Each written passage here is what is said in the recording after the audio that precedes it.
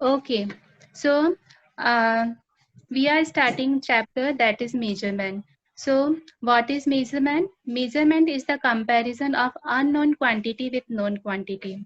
So how can we say that what is unknown quantity and what is known quantity? Like if you want to purchase 1 kg potato from the vendor. So from whole the potato, you not know that how many of 1 kg, but vendor know because he is having weight of 1 kg. So 1 kg weight is known quantity, but 1 kg of potato is unknown quantity for us. But what will vendor do? Vendor will weigh the 1 kg potato with the help of 1 kg weight. Okay, so 1 kg weight is known quantity, but 1 kg potato is unknown quantity. So we are comparing. Okay, so comparison of unknown quantity with known quantity is known as measurement. And why there is a need of measurement? Why we are doing measurement? Measurement is required so that we can get the things in proper amount or in proper quantity. Okay, and there are two parts of measurement. One is number and another is unit. Okay, now there are many units of measurement. There are many units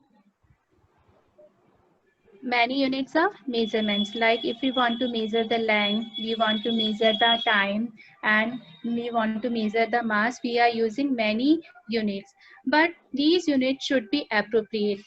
Okay, what happened in old time? In old times, people were using handspun, their cubits, and their pace or foot for measuring the length. But a, a kid is having different handspun, and old one is having different handspun. Okay, so there will be no uniformity. So why there is a need for measure one standard device so that this can be followed by all over the country. Okay, so standard units are used so that we can measure the quantities accurately. And second, so that we can maintain the uniformity. Okay, standard units are used so that we can measure the quantities accurately and so that we can maintain the uniformity. Okay, now a small unit of standard international unit is SI. And what is the SI unit of length? That is meter. SI unit of mass is kilogram, and SI unit of time is second. And now, how can we measure the length? We can measure the different lengths, like if you want to measure the length of straight line, if you want to measure the length of curved line, and if you want to measure the length of uh, zigzag line, then we can use different methods. Suppose we are having a straight line. Wait, ma'am. If we are having the straight line,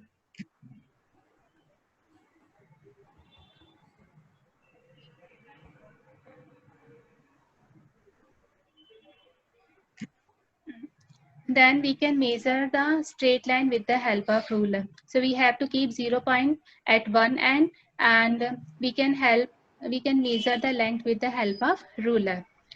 And in place of straight line, if we are having a curved structure like zigzag line or curved plate or any other circular structure like bangle, okay, then we can measure that structure or circular structure with the help of thread.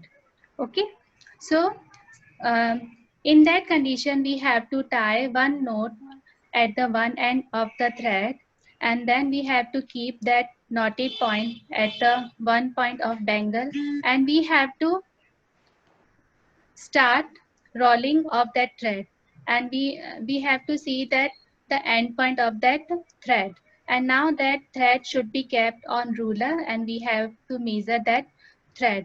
So what will be the measurement? This will be the accurate measurement of that bangle. Okay, so with this thread we can measure the length of a curved structure. So with the help of ruler, with the help of thread, we can measure the length. One more device is also there, that is divider. In divider, two pointed points are there. So how can we measure? Uh, with the help of divider, we have to keep one point at one end of the thread and another point at another point.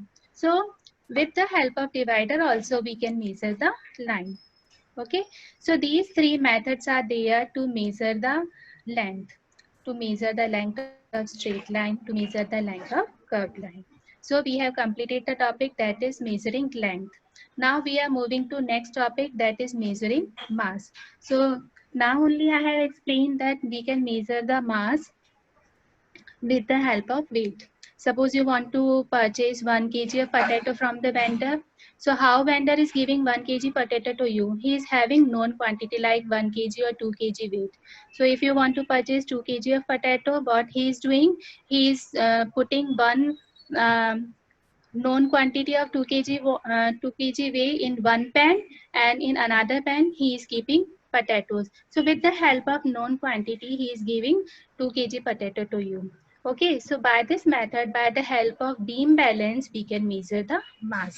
So how can we measure mass? We can measure the mass with the help of beam balance. So what is beam balance? Beam balance are generally having metallic or wooden beam support at the center, and two identical pans are there which are suspended, okay, which are suspended with the help of thread. And in one pan we are keeping weight, and in another pan we are keeping the things which we want to measure.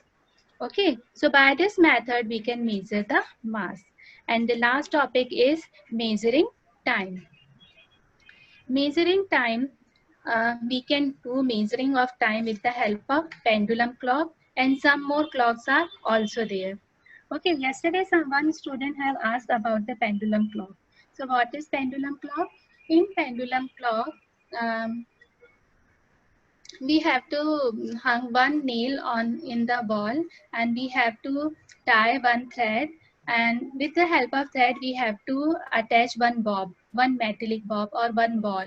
It can be freely moved in to and fro motion. What is to and fro motion? Left to right and right to left. Okay, so the motion in which object is moving from left to right and right to left, that is known as to and fro motion. So you have seen pendulum clock also, which were used in olden times, in which one pendulum is there which can be rung after every hour. Okay, so in olden times people were using that kind of clock. So in pendulum clock, what is the structure of pendulum clock? In pendulum clock, there is one thread. With the help of thread, one metallic ball is attached which can be moved in to and fro motion. Okay, so one to and fro motion is known as oscillation. Okay, when ball is moving from left to right and again right to left, that whole time is termed as oscillation. Okay, so this is the structure of pendulum clock. So in olden times people were using pendulum clock, but nowadays in place of pendulum clock, uh, uh,